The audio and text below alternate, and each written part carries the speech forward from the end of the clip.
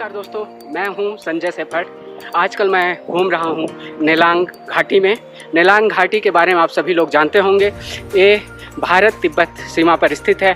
यहीं से चाइना के लिए भी रास्ता जाता है और नेपाल से भी इसका कोई ना कोई कनेक्शन रहा है। ये घाटी 1962 के बाद से एक तरह से मिस्टिक घाटी के रूप में प्रसिद्ध रही है।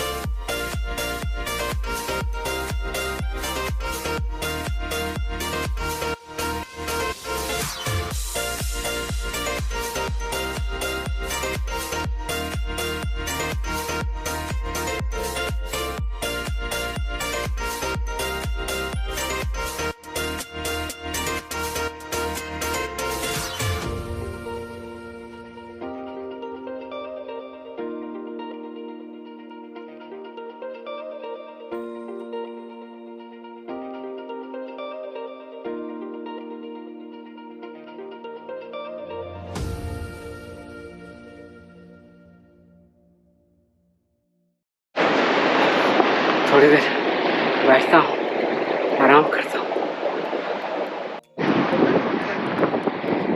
ये सामने था, अब हम यहाँ से निकल रहे हैं वापसी में। वही है यार, हार नहीं माननी है, कुछ भी हो जाए। और एक जगह कहीं लिखा भी था, यहाँ हिम्मत ही जीत है। तो वही होता है यार, सच में हिम्मत ही जीत है।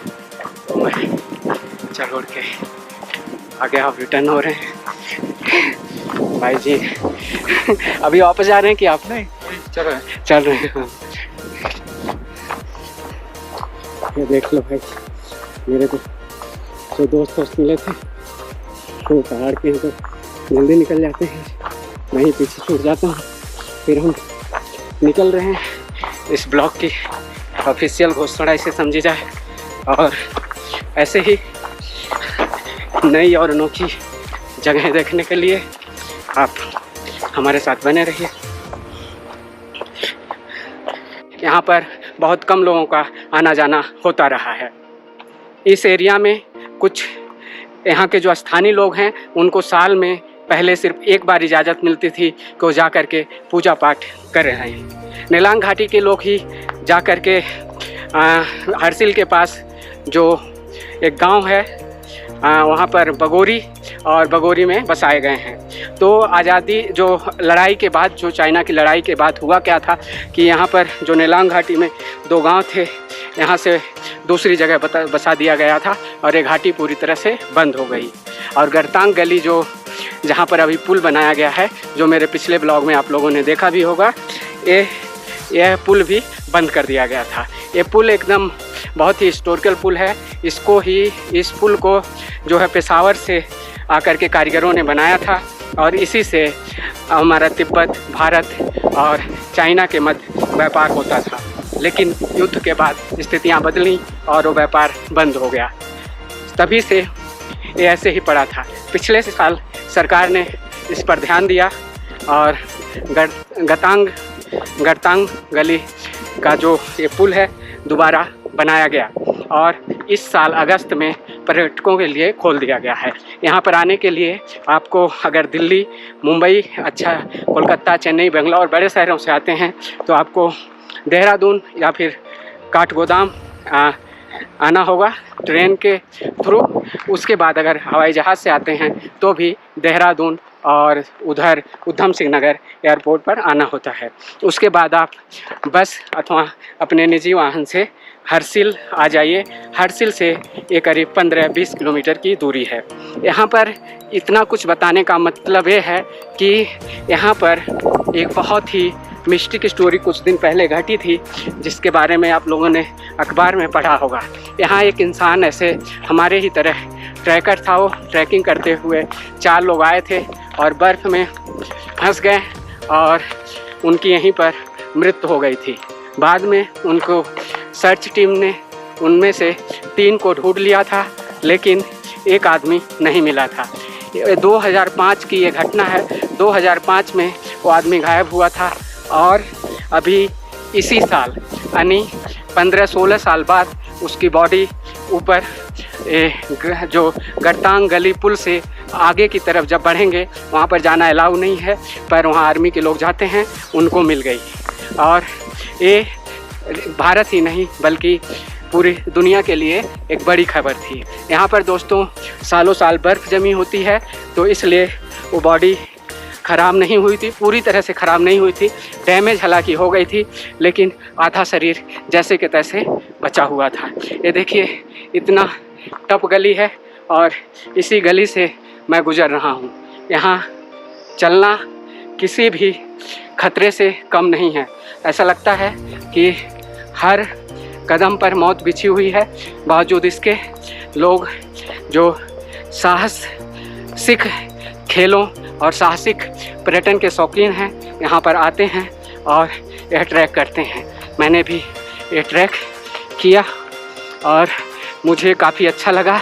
ये मिस्टिक स्टोरी मैंने आपको इसलिए बताई कि परिस्थितियाँ कैसी भी हों उन्हें संभालने की कोशिश करें, ख़राब नहीं करें। अत्यधिक साहस कई बार खतरे को जन्म देता है।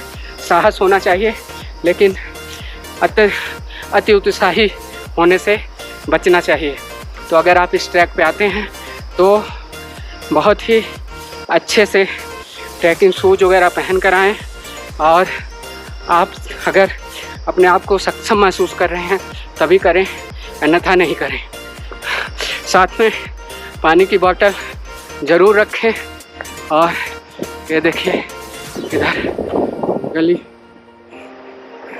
नो डाउट एक बार जो यहाँ पर आएगा तो बार बार आना चाहेगा, पर वही है कि हिम्मत और साहस ज़रूरी है, पर हिम्मत और साहस के साथ साथ संतुलन भी ज़रूरी है जीवन में, और सुरक्षा भी ज़रूरी है।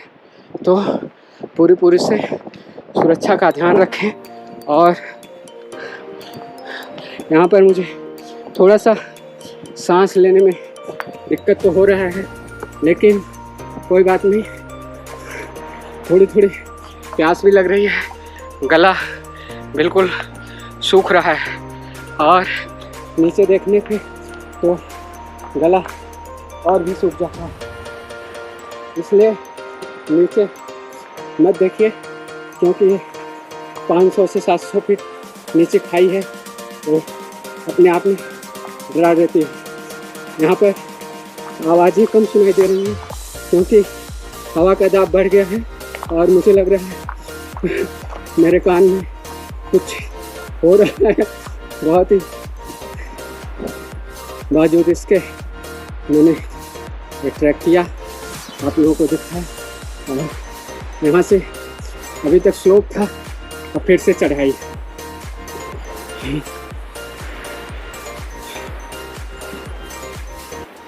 मेरी सांस फूल रही है, लेकिन बावजूद इसके मैं सांस को रोक के चल रहा हूँ। इसका वो बहुत ही खूबसूरती के साथ आगे बढ़ना होता है। मैं भी उसी खूबसूरती के साथ आगे बढ़ने की कोशिश कर रहा हूँ। मेरे ख्याल से आवाज़ थोड़ी सी ज़्यादा सुनाई हो रही थी होगी हवा की, क्योंकि यहाँ की जो विंड स्क्रीन थी वो कहीं गिर गई उसी ट्रैक पर। चलिए चलते हैं।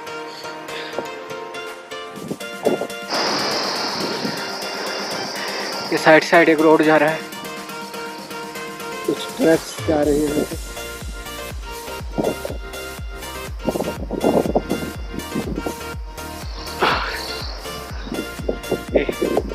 हमारा दोस्त और होस्ट बैठा हुआ है।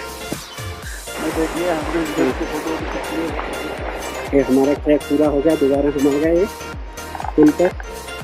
इसके बाद भैरव घाटी इस साइड, इधर आगे हर्षिल उत्तरकाशी।